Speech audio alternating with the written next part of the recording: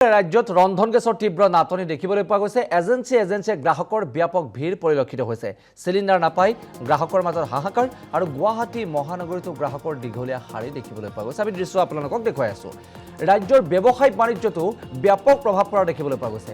Hotel ৰেষ্টুৰাঁত চিলিণ্ডাৰৰ নাটনি হৈছে, যাৰ বাবে ব্যৱসায় বাণিজ্যত ব্যৱসায়ীসকলৰ মাজত এক প্ৰকাৰ হাহাকাৰ অৱস্থাৰ সৃষ্টি হোৱা পৰিলক্ষিত হৈছে। কিন্তু আটাইতকৈ গুৰুত্বপূৰ্ণ কথাটো হৈছে যে ইতিমধ্যে সংশ্লিষ্ট কৰ্তৃপক্ষৰ তৰফৰ পৰা কোৱা হৈছে যে চিলিণ্ডাৰৰ নাটনি হোৱা নাই। চিলিণ্ডাৰ নাটনি হোৱা বুলি যদি কোনোবাই বাতৰি সম্প্ৰচাৰ কৰে তেওঁলোকৰ বিৰুদ্ধে ব্যৱস্থাহে লোৱা হ'ব বুলি প্ৰকাশ কৰিছিল ছ'চিয়েল মিডিয়াত সংশ্লিষ্ট কৰ্তৃপক্ষই। তাৰ পাছতো এই দৃশ্যই আচলতে কি সূচাইছে তাক লৈও চৰ্চা আৰম্ভ হৈছে। পোনপটীয়া সম্প্ৰচাৰত উপস্থিত আছে আমাৰ সাংবাদিক নিৰঞ্জন। আমি আপোনাৰ কাষলৈ গৈছোঁ।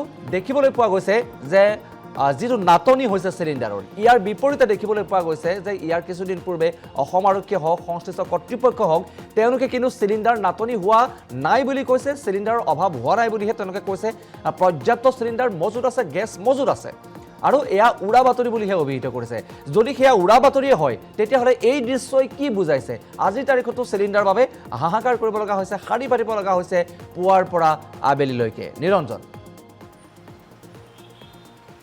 নিশ্চয় কৈছে। বিশ্বজ্যোতি প্ৰথমে জনাব লাগিব যি আচলতে মধ্যপ্ৰাচ্যৰ যুদ্ধ আৰু মধ্যপ্ৰাচ্যৰ যুদ্ধ সেইটোৰ প্ৰভাৱ সমগ্ৰ ভাৰতবৰ্ষৰ লগতে ৰাজ্যতো পৰিছে। ৰাজ্যত যদি পৰিছে পোনপটীয়াভাৱে দেখিছে, যিহেতু কিছুদিনৰ পূৰ্বে যি ৰন্ধন গেছৰ ঘৰুৱা যি ৰন্ধন গেছ চিলিণ্ডাৰৰ নাটনি হৈছিল, সমগ্ৰ ৰাজ্যত হাহাকাৰ হৈছিল, মহানগৰীতো হাহাকাৰ হৈছিল। তাৰ পৰিপ্ৰেক্ষিতত দেখা গৈছে এতিয়া যিসমূহ বাণিজ্যিক চিলিণ্ডাৰ, যেনেধৰণৰ আপুনি দোকান পোহাৰ হওক বা যিকোনো অনুষ্ঠান পৰ্যায়লৈ যিসমূহ চিলিণ্ডাৰ ব্যৱহাৰ কৰা হয়, যিসমূহ হোটেলত ব্যৱহাৰ কৰা হয়, সেই তেনেসমূহ চিলিণ্ডাৰ কিন্তু এতিয়াও নাটনি দেখা গৈছে। এজেঞ্চিসমূহত তেনেসমূহ চিলিণ্ডাৰ এতিয়াও আহি পোৱা নাই। আৰু এই মুহূৰ্তত মই য'ত উপস্থিত আছোঁ, মহানগৰীৰ যি আচলতে চিকিৎসা মহাবিদ্যালয়ৰ সন্মুখত, আৰু চিকিৎসা মহাবিদ্যালয়ৰ সন্মুখত যদি দেখিছে একাংশ আচলতে থলুৱা ব্যৱসায়ীয়ে যেনেদৰে আচলতে তেওঁলোকে নিজৰ জীৱন পোহপাল দিবলৈ আচলতে যিদৰে দোকান পোহাৰ দিয়ে, সেই দোকান পোহাৰ কিন্তু এয়া মই যদি মোৰ সতীৰ্থ যিটো দেখাব, এইদৰে আচলতে কেৰাচিন তেলৰ ষ্ট'ভেৰে ব্যৱহাৰ কৰিছে তেওঁলোকৰ দোকানখন, আৰু এই দোকানখনেই তেওঁলোকে পোহপাল দি আছে তেওঁলোকৰ ঘৰ পৰিয়াল। তাৰ সমান্তৰালভাৱে মই এটা প্ৰেক্ষাপট ইতিমধ্যে মই দেখাইছোঁ, পুনৰ দেখাবলৈ চেষ্টা কৰিম, যিহেতু মই কথা পাতিবলৈ চেষ্টা কৰিম অসম লাইভৰ দৰ্শকসকলক আমি স্পষ্ট এখন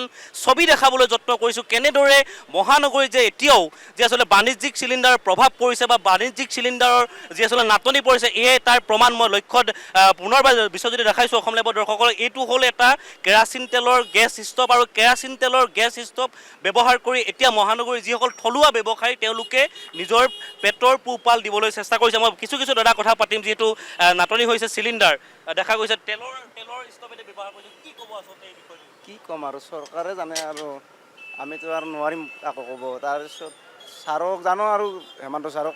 কিমান দিনৰ পৰা চিলিণ্ডাৰ পোৱা নাই? আজি হ'ল 15 দিনমান। 15 দিনমান চিলিণ্ডাৰ পোৱা নাই, আৰু আপোনাৰ একমাত্ৰ ব্যৱসায়ী দোকানখনে হয়।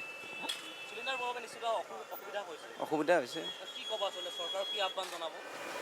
জানো আৰু দামটো কমে দে, সেয়ে আহ্বান। দামটো কমাবলৈ আহ্বান জনাব। নিশ্চিতভাৱে মই ধন্যবাদ জনাইছোঁ। এয়া আচলতে ভুক্তভোগী মই পুনৰ দেখাইছোঁ এগৰাকী আইতাই এইদৰে দোকানখন তেওঁ পোহপাল ৰাখিছে, তেওঁ এই দোকানখনে তেওঁ নিৰ্ভৰ। কিন্তু এই দোকানখনৰ যদি মই অৱস্থা মই পুনৰ জনাইছোঁ, এইদৰে আচলতে তেলৰ কেৱল মাত্ৰ কেৰাচিন তেলৰ যি ষ্ট'ভ, মোৰ সতীৰ্থক মই অনুৰোধ জনাম, অসম লাইভৰ দৰ্শকসকলক দেখাবলৈ অনুৰোধ জনাম, এইদৰে আচলতে কেৰাচিন তেলৰ ষ্ট'ভ ব্যৱহাৰ কৰি তেওঁলোকে দোকানখন এতিয়া এই মুহূৰ্তত এইদৰে চলোৱা দেখা গৈছে। কিন্তু এই সমস্যা আচলতে মূল অন্ত কেতিয়া পৰিব, আৰু এই সমস্যাৰ মূল অন্ত কি? আচলতে মধ্যপ্ৰাচ্য যুদ্ধৰ বাবে হয়তো ভাৰতবৰ্ষৰ নাটনি হৈছে গেছ চিলিণ্ডাৰ। তাৰ সমান্তৰালভাৱে যদি আপুনি চাই, বিশ্বজুৰি আচলতে কিছুদিনৰ পূৰ্বে দেখা গৈছিল, মই পুনৰ জনাইছোঁ, যি আচলতে ঘৰুৱা চিলিণ্ডাৰ আছিল, ঘৰুৱা চিলিণ্ডাৰ দাম বৃদ্ধি হৈছিল।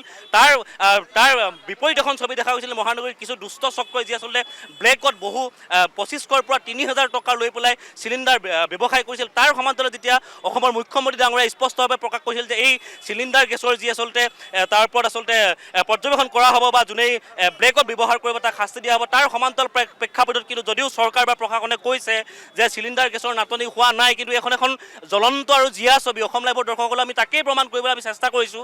পুনৰ জনাইছোঁ, এখন জ্বলন্ত ছবি মই পুনৰ জনাইছোঁ। এইদৰে চাওক আপুনি সমগ্ৰ যদি পৰিৱেশতে কিছু কথা মই যে যিমানখিনি দোকান আছে সিমানখিনি দোকান এই মুহূৰ্তত এইদৰে দেখা গৈছে। মই কিছু কথা পাতিবলৈ চেষ্টা কৰিম, এগৰাকী আইতা আছে, মই পোনে কথা পাতিছোঁ, যিহেতু চিলিণ্ডাৰ এতিয়াও অভাৱ, আপোনালোকে কেৰাচিন তেলৰ ব্যৱহাৰ কৰি দোকানখন চলাইছে, কি ক'ব আচলতে?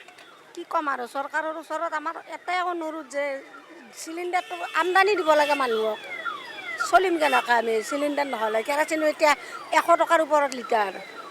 দোকান চলে দে 120 টকা লৈ দে কিমান দিনৰ পৰা চিলিণ্ডাৰ পোৱা নাই 15 দিন 20 দিন হৈ গ'ল 15 20 দিন হৈ গ'ল এই দোকানখনে একমাত্ৰ একমাত্ৰ ভৰসা দোকানে এখন দিয়ে চলি আছে এখন দি চলি আছোঁ কি ক'ব আচলতে মুখ্যমন্ত্ৰী ডাঙৰীয়া কি অনুৰোধ জনাব আৰু ক'লো চিলিণ্ডাৰৰ দামটো কমাই দিব লাগে আমাক কিমান দিনৰ পৰা চিলিণ্ডাৰ পোৱা নাই আজি 15-20 দিনে হ'ল দিয়া 15 20 দিন হৈ গৈছে হৈ গ'ল চিলিণ্ডাৰ পোৱা নাই পোৱা নাই নিশ্চিতভাৱে এয়া আছিলে ভুক্তভোগী মই পুনৰ জনাইছোঁ বিশ্বজ্যোতি এয়া হ'ল এখন জিয়া ছবি মই এয়া দেখাইছোঁ আচলতে মহানগৰী মাজমজিয়া যি আচলতে অসম চিকিৎসা মহাবিদ্যালয়ৰ সন্মুখভাগ আৰু চিকিৎসা মহাবিদ্যালয়ৰ সন্মুখভাগত এইদৰে আচলতে ৰাজ্যৰ বিভিন্ন প্ৰান্তৰ পৰা অহা যুৱক যুৱতী হওক বা তেওঁলোকে নিজৰ আচলতে পোহপাল দি আচলতে যেনেদৰে চলি থকা এখন দোকান কিন্তু সেই দোকানখন চলাবলৈও এতিয়া দিগদাৰত পৰিছে সেই দোকানখন কেনেদৰে আচলতে চলাই তেওঁলোকে নিজৰ পৰিয়ালবৰ্গক পোহপাল দিব এই কথাই কিন্তু এখন স্পষ্ট ছবি প্ৰকাশ কৰে যে এই মুহূৰ্ততো ৰাজ্যত বা ভাৰতবৰ্ষৰ কথা আমি নকওঁ ভাৰতবৰ্ষৰ ভিতৰত যে আচলতে আমাৰ অসম ৰাজ্যত কিন্তু যে গেছৰ চিলিণ্ডাৰ বাণিজ্যিকেই হওক বা ঘৰুৱা হওক এতিয়াও যে কিছু ধৰণৰ হ'লেও সমস্যাই